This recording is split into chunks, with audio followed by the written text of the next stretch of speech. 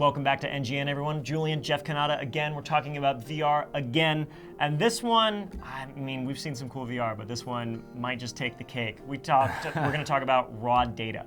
Yes, raw data is something that's been around for a while, but they're showing a whole new level of awesome. This is a sort of a wave shooter, you know, stave off waves of automatons.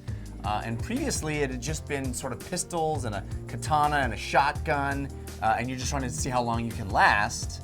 But now they have classes, character classes. And you were very, very excited about one of them in particular.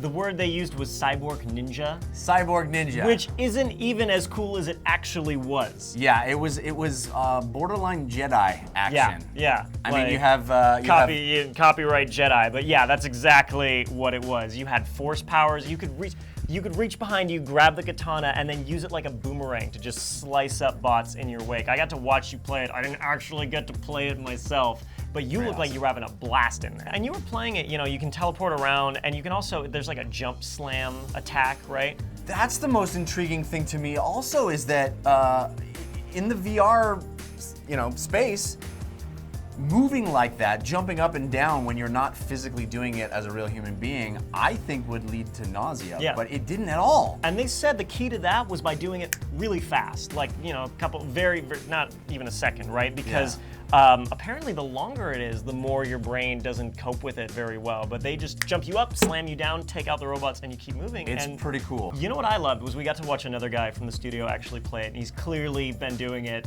since the very beginning, right? And he actually, in the real world, looked badass. Yeah, no, and when you mean by in the real world, like us looking at him with the goggles on, which usually feels very dorky. You think, you just look stupid, right? Like with the katana. No, he was like pulling out guns and katanas and just turning this way. He was in an action movie. And taking everybody out. And he looked cool doing it. Yeah. I couldn't believe it. I was like, this guy's gonna look like a big dork. Nope. I am convinced there's gonna be an amazing esports community built around these types of games and virtual reality, and you're gonna see people who have physical prowess, like on display, doing things physically in a video game.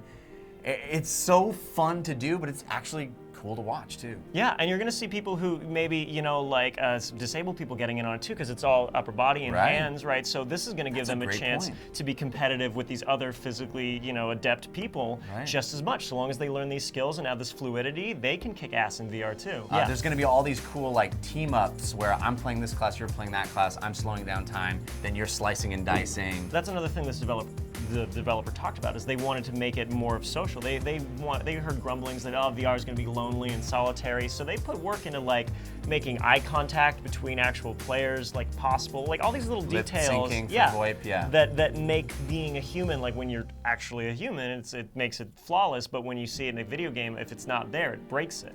Going into a unique world and having a friend there or some other human being that you're relating to, communicating with, and existing in that universe alongside is really fun. And more of these games that involve multiplayer, that involve us hanging out and pretending to be different things inside that universe, I think it's going to be a revolution. Raw data looked phenomenal. If you're VR ready, if you've got the headset, you want to check it out, that beta sounds like it's coming out in July. Keep your eyes peeled for it. Such a blast to watch Jeff play, even though I didn't get to actually do it. And I think you guys are going to really enjoy it too.